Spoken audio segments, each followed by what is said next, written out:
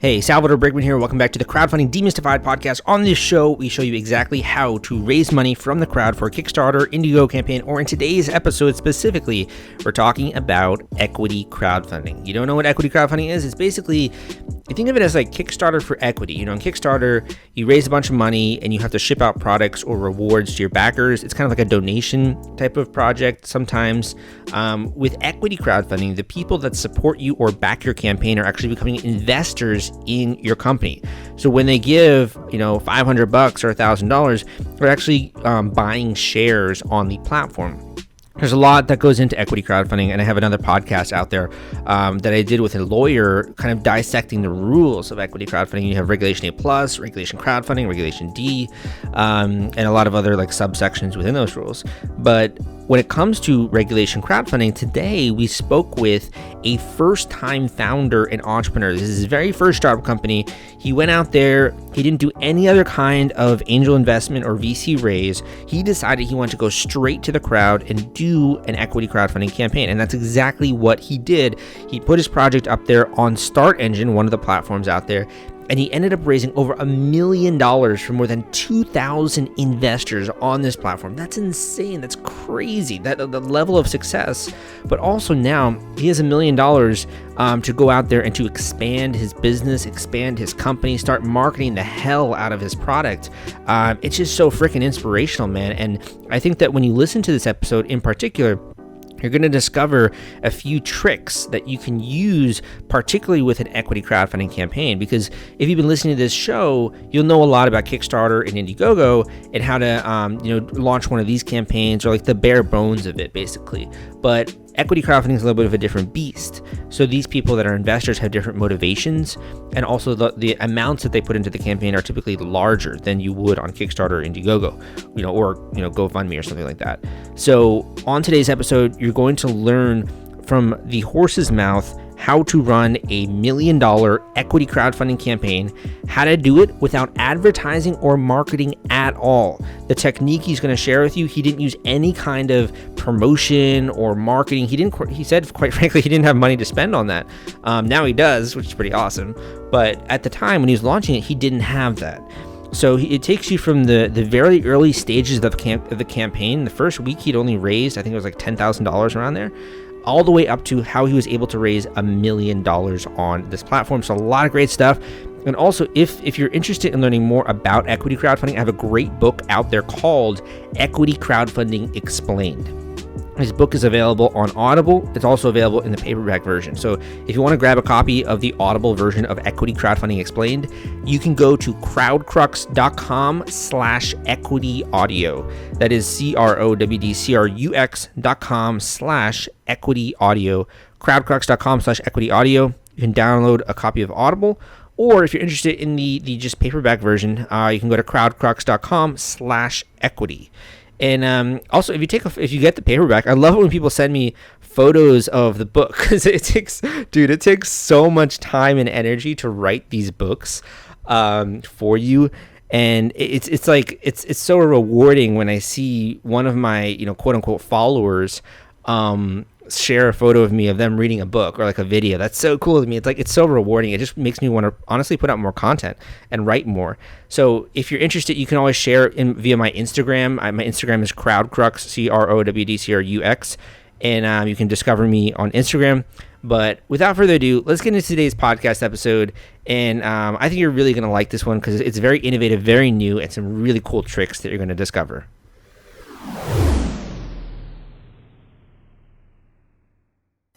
Hey Salvador, pleasure to meet you. Just a quick precision. Our name is GOffee. We get the GOffee actually all the time, but it's coffee with a G is the name of our company. So just GOffee.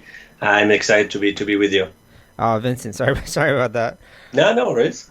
So can we get started? Maybe you could tell listeners a little bit about GOffee and what can they use it for, and sort of what's like the use case there. Sure. Yeah, or it's a pretty specific use case that we've developed. The idea is, and hopefully it will resonate to all the listeners, everyone who works in an office has been confronted with bad coffee from the office coffee machine, in which there was a better solution. So what GOffee allows companies to do is to provide an ordering platform for all their employees, where an employee can log in, choose his favorite type of drinks, let's say a cappuccino or latte, choose from over 35 brands of coffee that he might like.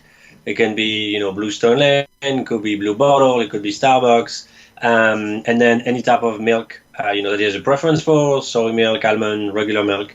And then what happens is every morning, our team of baristas actually end up making the drinks and then deliver it to this employee's desk.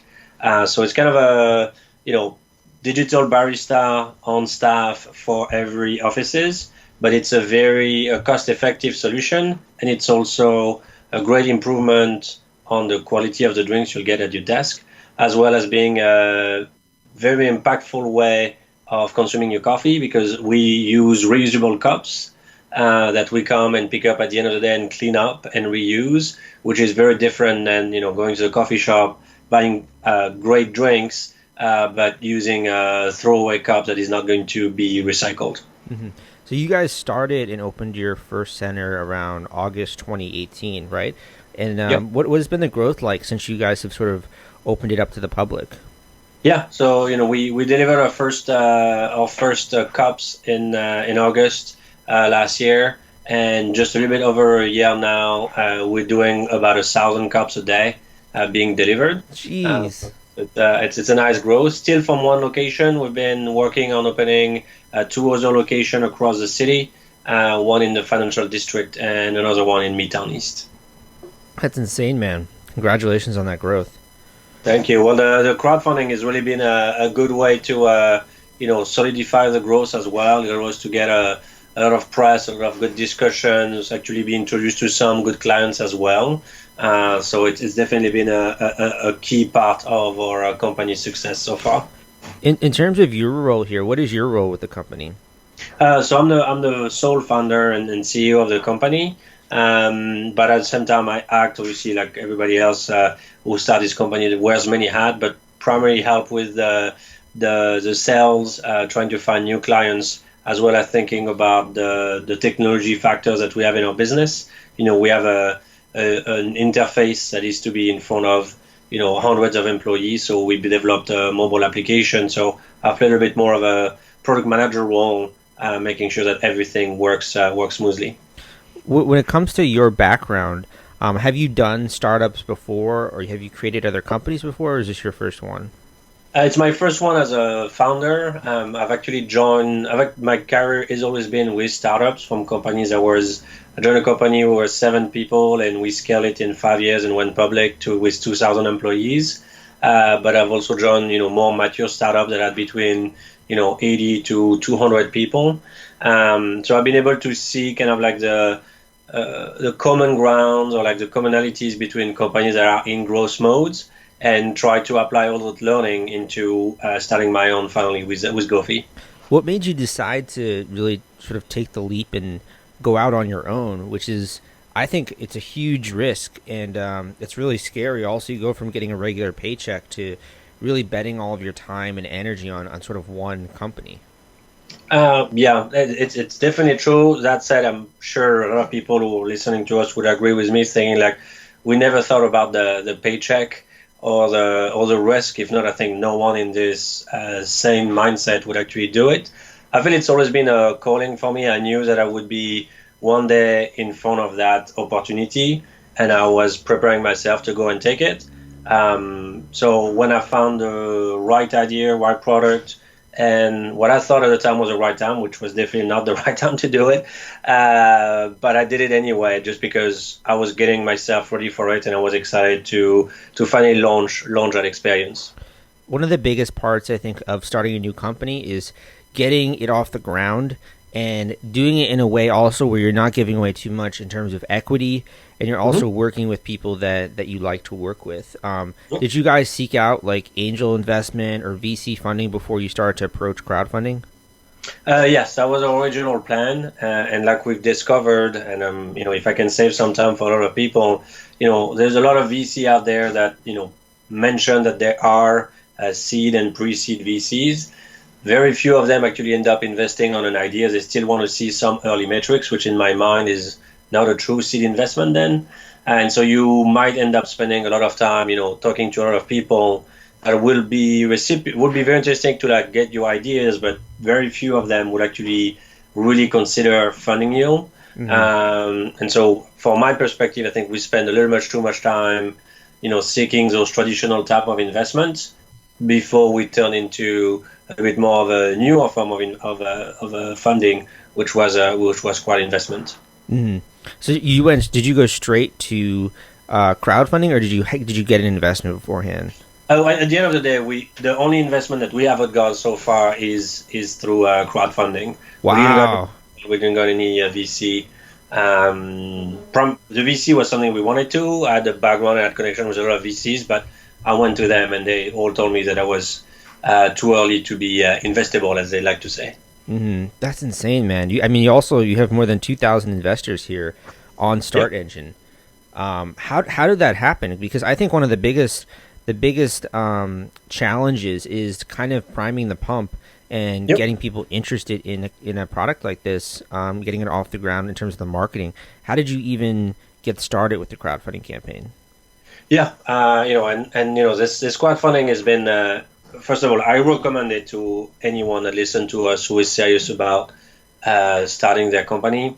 Crowdfunding is a great experience as a founder because it's going to put you through all the rings of fire that your business will put you through the years, but you do that in a matter of weeks instead of a matter of years. So if you can't survive your crowdfunding campaign, you're probably not armed to survive your company. It really takes a lot out of you, but I think it's a very very good thing to do. So the way we prepare to it, we have, I like to say that we had 3 stages into this crowdfunding campaign.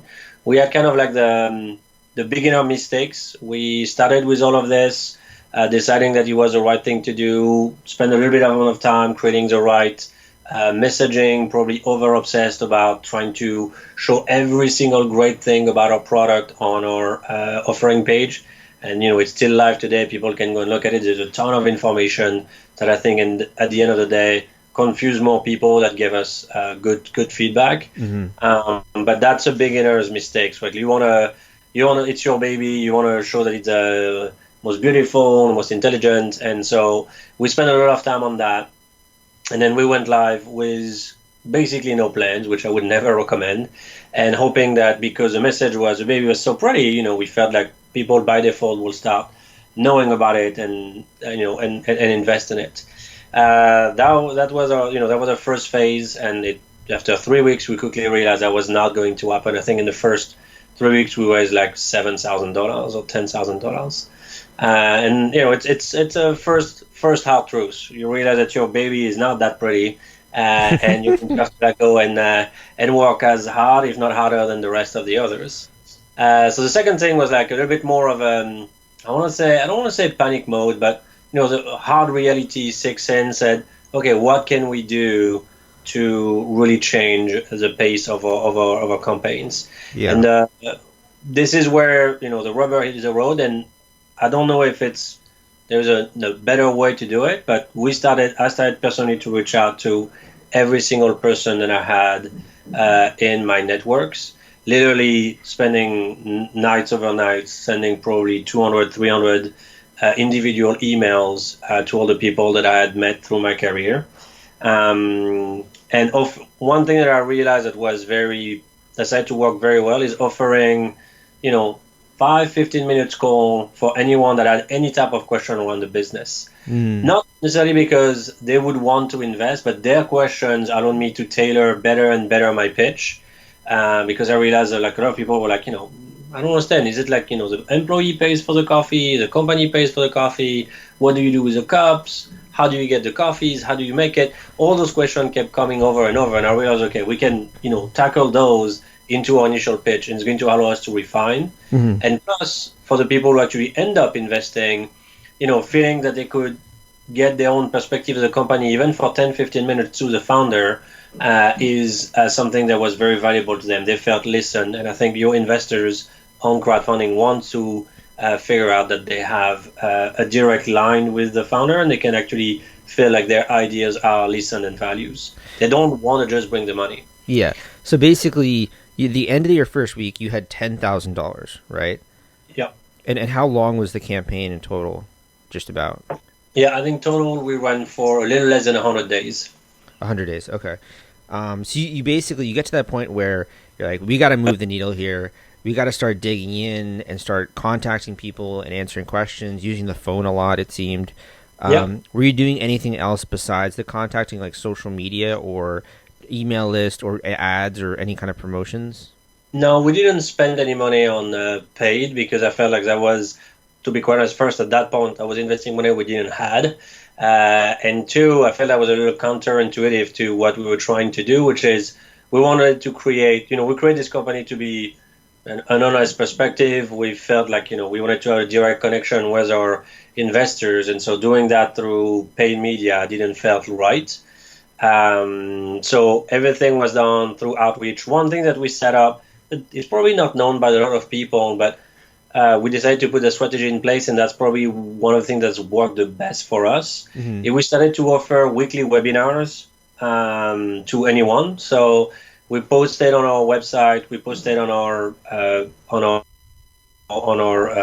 social pages, and on all our email outreach. We say, look, like if you have more questions, we're going to host a webinar Friday at 3 p.m. Everyone can dial in, listen to. We basically would run through our pitch one more time, and then we take any question from the audience. Mm-hmm. And the first webinar we probably had like 5 people, but I think the biggest one that we had on like the third week was like we had 200 people at the same time dialing in.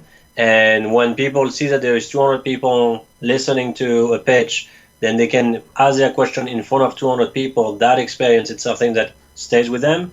And we got a lot of investment through those situations right away. That's incredible, man. I think that's a really great way also to make use of doing it in bulk, because you kind of were getting started with just going one by one, and then having a webinar like that, people can also see other people commenting. It kind of gets that excitement going, honestly. Exactly. And then the last thing that I would recommend, and the StartEngine platform was pretty useful for that, is every time we're investors, we will reach out to them right away and say, thanks for your investment. Here's how you can help us continue to go and scale and make your investment even better. Please share, any type of social post that we were making, any type of email that we were sending, so we could augment even more or outreach. Again, still going from an organic standpoint without not being a paid effort. Mm-hmm. And that has really helped us, because the people who invest through StartEngine, they're investing because, one, they believe in the company, but two, they're excited and they want to share the progress. They want to share that they made the right choice by investing into your company. So you want to leverage them as your number one, cheerleader, like I like to call them, and they're going to be a great referral for new investors. When you were on StartEngine, did you see any people from the actual platform get interested in the product, or was it mainly from your own network? I would say when you look at the end of the campaign, probably about 25% of the investments came from people that were already on StartEngine. Interesting. The rest is probably people that we brought in. Okay, I see. That's cool. I think that the quality of your network is really where the secret sauce kind of is, because you had this experience building different startup companies. People know that you're a hard worker. They know you can execute. You've worked with multiple successful startups. I think that says a lot, the connections you probably have, right, of people who believe you can execute on what you're saying you're going to do. I completely agree. At the same time, one thing that I would warn people, because that was a very tough lesson to learn, is you feel like on your close network you're going to be able to raise the easy money in the beginning, like what they call the friend and family round. That's actually probably the most disappointing part of the crowd equity round, is a lot of those investment won't materialize and not going to materialize right away. The difficulty when you ask friends and family to invest is there is no incentive for them to do it right away, but for you there is. So they're not living in the same pace than you are. And for us, we had some time to hard realization, and people were like, well, yeah, sure, I'll invest. And then, you wouldn't hear anything for them for about 3 weeks. And then they might really do something. It's nothing against them, and it's great at the end that they still end up investing. Some of them still didn't. But it's a hard lesson that you can't put the same pressure that you're living and trying to convey that to them. So you need to be smart about, or like temper your expectations when you want to go and run that round with friends and family to start. Or have conversation before you go and launch, and being very clear that you want to support right now, even if it's for a smaller amount. Well said. Well said. I think there's so much confusion and kind of like it's almost a bit mysterious doing a regulation crowdfunding campaign because all the legal kind of hassles you have to go through. Did you find that to be onerous? Was that easy for you? Can you shed a little bit of light on that? Yeah, and again, I was like everybody else, we started the campaign 7 months ago. So 8 months ago, I had no idea what a Reg F or Reg A was, what was the requirements. I just learned through the process. I think, the number one thing where people have confusion is around the company structure. So basic rule is you basically need to have companies that can issue shares. So it's usually better to be a C Corp than anything else. And then the main limitation or the main challenge that you're going to have to do a Reg F campaign is making sure that you have issued enough shares so when the offers actually takes off and you raise the maximum amount, you actually have those shares already issued and ready to go. From a financial perspective, I thought it was pretty straightforward. I think StartEngine provides a good support and directions, and their process on creating the account is relatively straightforward. It's just a lot of back and forth, so it is time consuming, but I think we went from 0 to live in a little less than 45 days, which is not a bad thing. Do they provide a lot of the templates and such, or did you have to get a lawyer involved to kind of help with the legal side? No, you do. You do need to have your own legal, and you need to have your own accountant. They can't give you the formatting, but they tell you when you do something wrong. So it's more like you do your trial, you send it and say like, this is incorrect, this is incorrect, and then you have to correct it. But they're very very good at being precise on the feedback. I think one of the hardest thing is because you're presenting business with limited data or validated data, you have to be very careful about what you're allowed to say, saying this is stuff that we've already done, this is the thing that we would want to do, and you don't want to if you want to do them, that's great, but you don't have any proof that you can actually deliver. So you have to reel in a little bit the vision or the promises of the business to make sure you're not making a false claim. Yeah, 100%. And also with the if you do any advertising, that's also something that's a little bit more difficult to navigate than just doing a typical crowdfunding campaign, because you have to be aware of what you're making public.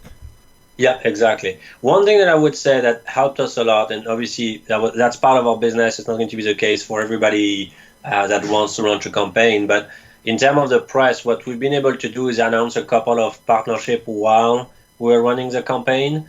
So for us, we partner more and more with different coffee brands that actually end up selling us the beans, and then we can actually say that, hey, the coffee that you're getting is actually the beans from Blue Stone Lane, is the beans from Think Coffee, and all those relatively well-known and established businesses. Mm-hmm. And that allowed us to validate our model while we were running the campaign, which I think were really good accelerators. So if you can think about news that you might be able to pull during the campaign, I would kind of line them up. And it doesn't have to be a big publication. It doesn't have to be a big thing. It can be just as simple as a blog post. But having news that is going to be shared from not just you, but also from a partner can be very, very powerful. Well, when it comes to the sort of average amount that people invest in these campaigns, what would you say that is? Because on Kickstarter, Indiegogo, you're usually seeing $25, $50. Some of the upper tier campaigns maybe $100 kind of average. Yep. What do you think? What do you see usually with with your campaign on StartEngine? Yeah. So the interesting thing when you mentioned Kickstarter and Indiegogo, for me it makes sense that those amounts are a bit more on the smaller side because people are buying a product.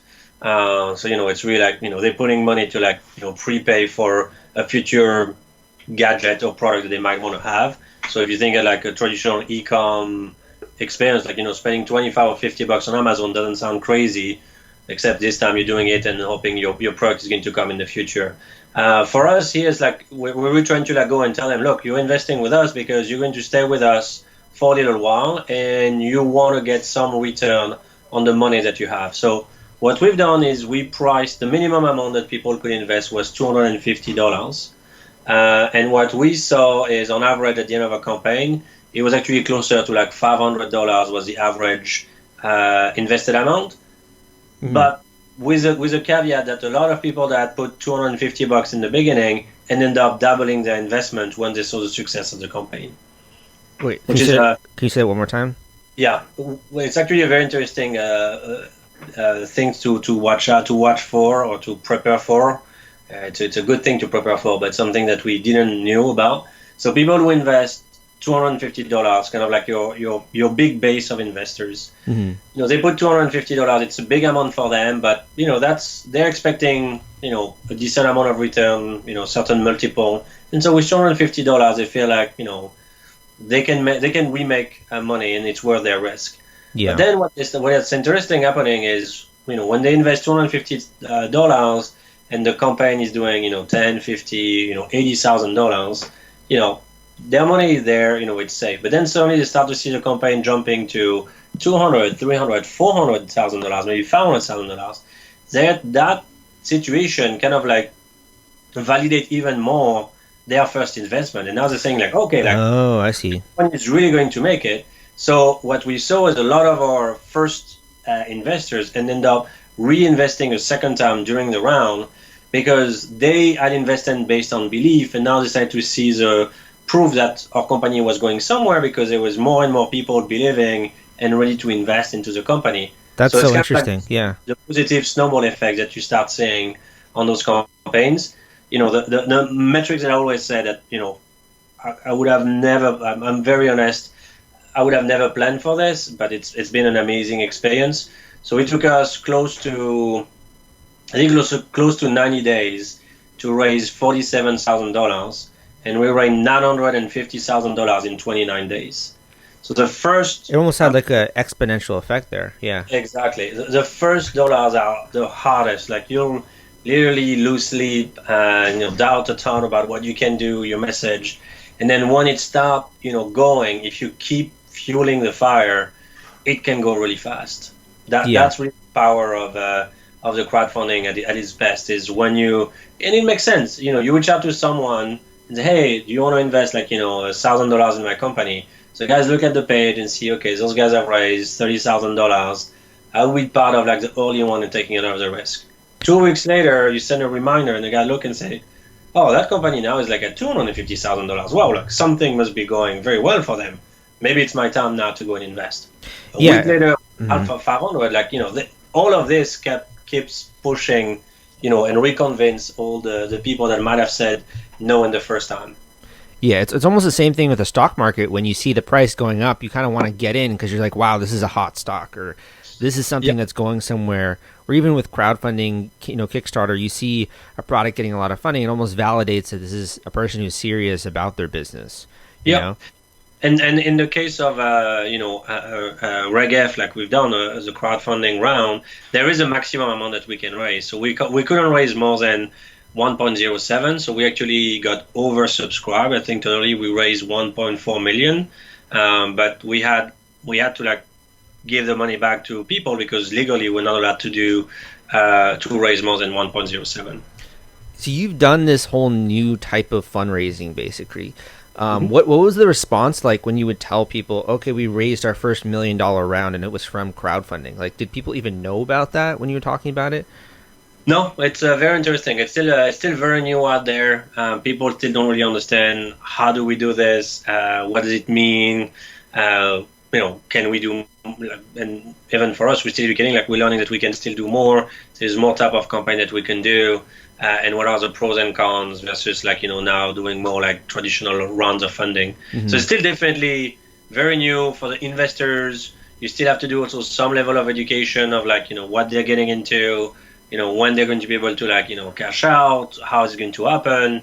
the platform needs to like be a little bit more responsive. There's a lot of stuff that is a learning experience all around, and there's definitely a lack of awareness of on both on the investor community and the startup community to leverage those solutions. I couldn't agree more. The other thing I think being that now that you have $1 million, basically a little bit over that, to grow and expand this business, what does that feel like? Because I mean, you started your career working for these different startup companies.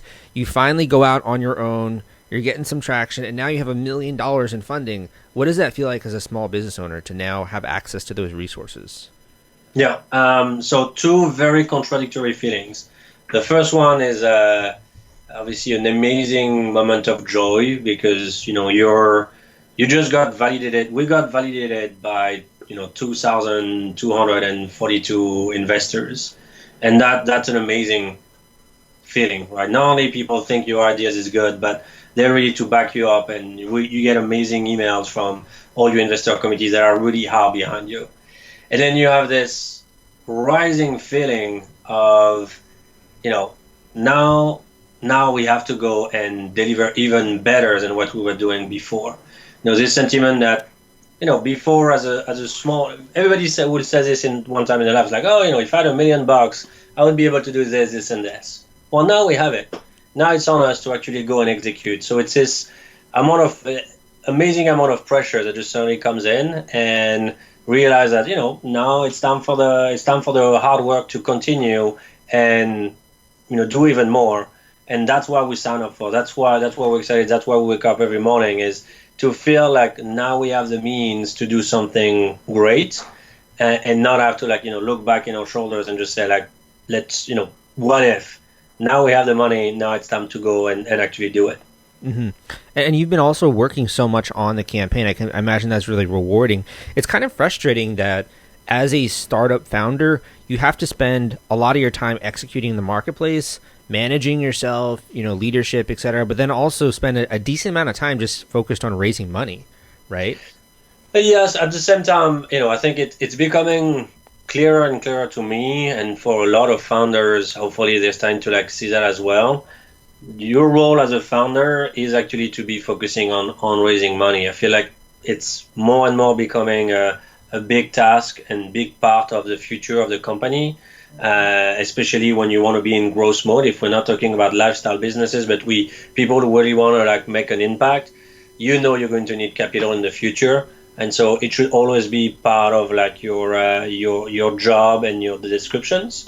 And I think, it just requires you to be able to, organize your time properly, being able to deal with a different frustration, a different job parts or job role that you own, and then being able to look at them from a little bit of a distance from time to time, and remember that, all of those combines, all of those little issues, all of those hard work, they sum up to an amazing opportunity. Like, how many people can say that, they were able to go after their dream, their goal in life, to go and start something. They were able to get funding, which is a very big first step.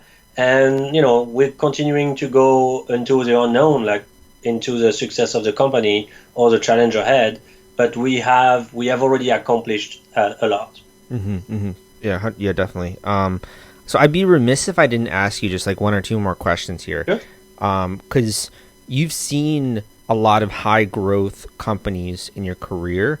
What is, you've used that kind of wording before of lifestyle business versus more of a high growth kind of environment or culture.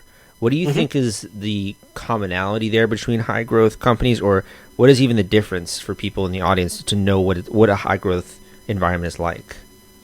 I think that high growth goes with the uncertainty of success, is trying to go after something that is way too big for you to probably grab at the instant where you want to go and search for it. This is what I consider a lifestyle business, is an opportunity that is pretty defined, that is limited into is upside, and that you can go and attack knowing exactly all of the angles of it. And there is nothing bad for it. There's in my mind, people have the right to choose what they want to go after. But if you want to go after high growth, you have to be prepared for a lot of uncertainty because you're going after something that is by definition bigger than what you are now. And so you're going to have to stretch yourself more than if you were looking into what I consider lifestyle, which is something a little bit more comprehensive. And high risk as reward is what is the commonalities I would think with this high growth model. Lately, we see a lot of failure in those models, but it doesn't mean that you have to focus on those. You can also see a lot of the pretty amazing success over there.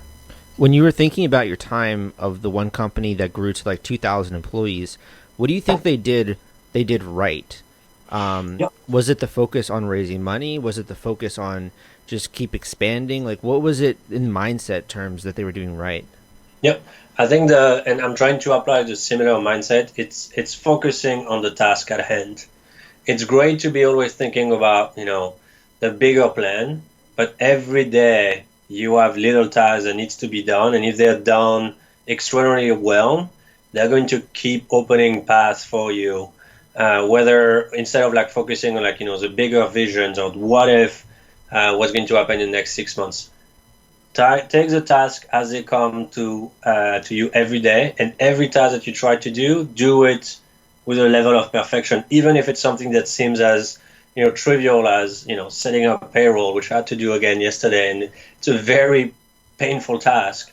But if you do it well, you learn something every day, and you get in a situation where you can really improve, and that's going to help you expand much better and succeed in the future. So make sure that you have that level of perfection. I think being willing to also throw a lot of hours at the wall. Yes, it's kind of just in general what you got to do, I think. Yeah, completely. Yeah, there's one thing that you have to get ready to sacrifice is definitely sleep. Yeah, but there's a great solution to that now. Yeah. Yes, you got coffee. Yeah, exactly. Just make sure you get your coffee in the morning, and you don't have to go anywhere. You get it delivered to your desk. So let's end on that note, because we do have people who listen to the show that do already have established businesses, and they're looking to use crowdfunding for like a new business that they're trying to launch or a new line. So for people that want to learn more about GOffee, where can they learn about that, and where can they get started? Sure. Just go to our website. It's called GOffeeShop.com. So again, it's a play on word. It's coffee with a G, so GOffeeShop.com. Shoot us an email, said you heard us on the show. Would love to go share a cup of coffee or even deliver one to your office if you're in our delivery zone. And you're right now focused in New York City, right? Yeah, right now in New York City, aiming to expand into other cities by mid next year. Okay, there's so many co-working spaces here in New York. I imagine there's a lot of opportunity there. Yep. I go to this, I used to go to one called The Yard, but I also do Kettle Space. And one of my biggest pet peeves there is just the coffee is really not that great.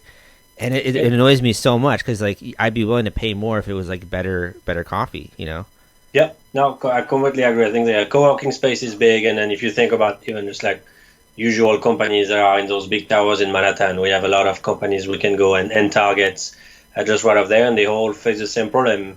They usually have bad coffee, or even if they have a good coffee machine, they usually don't have all the taste options that we can bring and deliver. Yeah, totally. Well, awesome, man. I really appreciate you coming on and sharing a lot of information about this, just because the equity crowdfunding space is still very mysterious, and I think it's very foreign to a lot of people, and particularly a little bit intimidating, I think, from the legal framework side. Yeah, no, I agree. I'm very happy I got to connect with you and share some feedback. Happy to come back and discuss it more. I think I've learned a lot of I think founders that are either getting ready to go thanks to your show or thinking about doing it. There's no preparation that needs to be done. It's just a little bit of hard work and determinations. There's nothing impossible that needs to be done. So really, if you're considering it, just put the work into it, and you'll be able to raise money. Great. Thank you so much, Vincent, for coming on the show, and look forward to having you back. Thanks so much, Salvador. Have a good one. Thank you for listening to this episode of the Crowdfunding Demystified podcast. My name is Salvador Briggman. I hope you took a ton away from this podcast when it comes to equity crowdfunding, raising money for a startup company, how do you get that seed funding, and what's more important, how do you get people to take action that are potential investors in your network? I took a lot away from the psychology of equity crowdfunding from this interview in particular, and it does function in many ways similar to a Kickstarter or an Indiegogo. So if you've been learning on this podcast about how to launch one of those, you can also apply it to an equity campaign. But there are also some differences because typically the average amount you're investing is going to be a lot higher. There are going to be different types of questions surrounding that, and also the way that you handle these investors is a little bit different from how you might handle a Kickstarter or an Indiegogo backer. So I hope you took a lot away from that. If I've whet your appetite and you're excited, you want to learn more about this, I have a great book out there, comprehensive step-by-step guide that will show you exactly how to launch a successful equity crowdfunding campaign. All you got to do is go to crowdcrux.com/equity-audio. That's crowdcrux.com/equity-audio, crowdcrux.com/equity-audio. Go to that link, grab a copy of the Audible book, Equity Crowdfunding Explained, and you will get up to speed very quickly in terms of how to launch one of these campaigns effectively, how to raise a bunch of money if that's $100K for you or $500K. You can see the marketing plan to be able to do that. And finally, if you want the paperback version, because some people like reading, a physical book, you can go to crowdcrux.com/equity, and that will take you to paperback. By the way, if you're interested, you could also shoot me a screenshot of you reading the book. That would be really cool. I can also put you on my Instagram. So my Instagram is just at crowdcrux, CROWDCRUX. So you can also go there if you're interested. A lot of great stuff you can check out. So I hope that you took a lot of value out of this episode, and I will see you next time.